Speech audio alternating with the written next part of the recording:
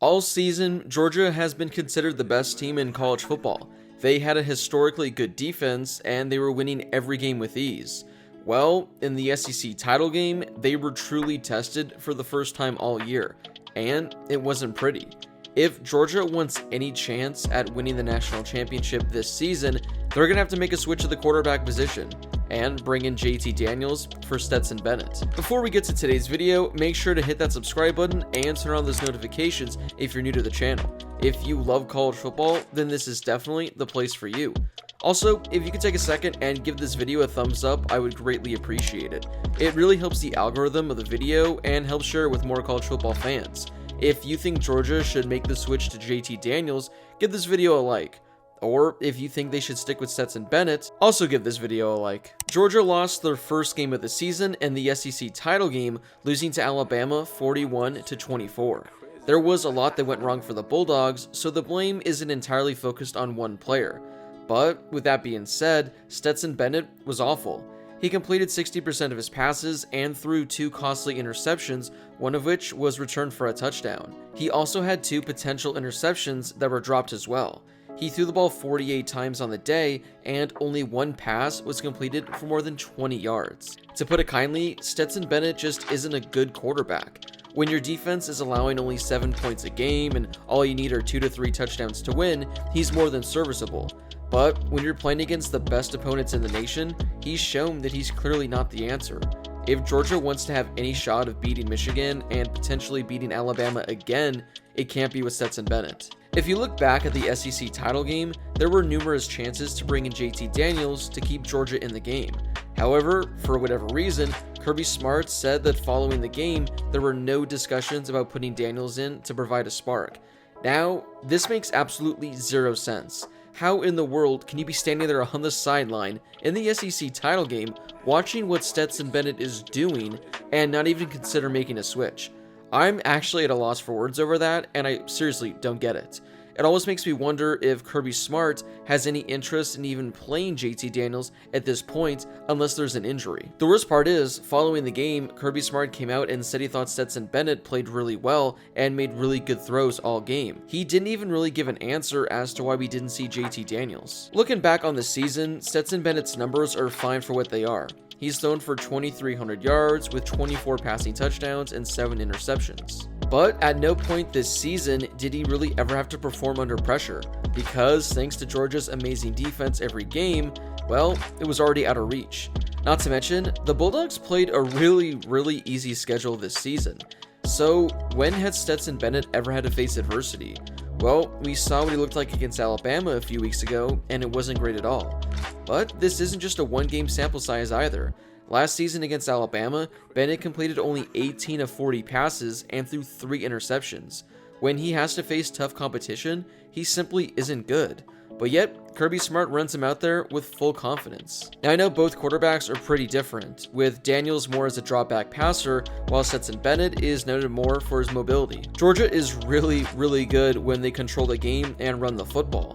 But when it's not working for them, they struggle. Stetson Bennett has converted 3rd and 4th down throws against SEC competition this season into first downs on only 13 of 45 occasions. That's good for only 28%. So essentially, if it's 3rd or 4th down and Stetson Bennett's throwing it, he's only completing it 1 out of 4 times for a first down. Before the SEC title game, Bennett had been on the field for just 1 second-half drive in which the Bulldogs weren't winning by at least 14 points. He had 6 drives against Alabama and threw 2 interceptions and 2 turnovers on downs with 7 total points. So again, when facing adversity, Stetson Bennett was simply awful. The numbers back it up. If you want a quarterback in with a comfortable 14-point lead and an amazing defense, then Stetson Bennett's your guy. But if you need a quarterback who's going to win the game against a top 5 team in the country while trailing by 14, it's got to be JT Daniels at this point. JT Daniels took over for Georgia in the final 4 games of 2020 after Bennett was injured, and Daniels looked amazing last year. In the final game of the season, he capped a come-from-behind win over Cincinnati. He threw for nearly 400 yards with a touchdown. This offseason, JT Daniels underwent knee surgery before spring drills to clean up some loose cartilage that had affected his mobility and mechanics in 2020. JT Daniels opened the season, though, with a hidden injury, wearing a flak jacket against Clemson. He suffered enough upper body injury in the team's final fall scrimmage. The Bulldogs receivers were also severely limited. To start the season, Georgia beat Clemson 10-3. JT Daniels got the start, but he didn't necessarily look that good. But you can't really blame him. Apparently, he suffered an upper body injury in the team's final fall scrimmage, so he wasn't 100%. Also, essentially every wide receiver and offensive weapon was out for Georgia that game, so I don't think any quarterback could have done much better.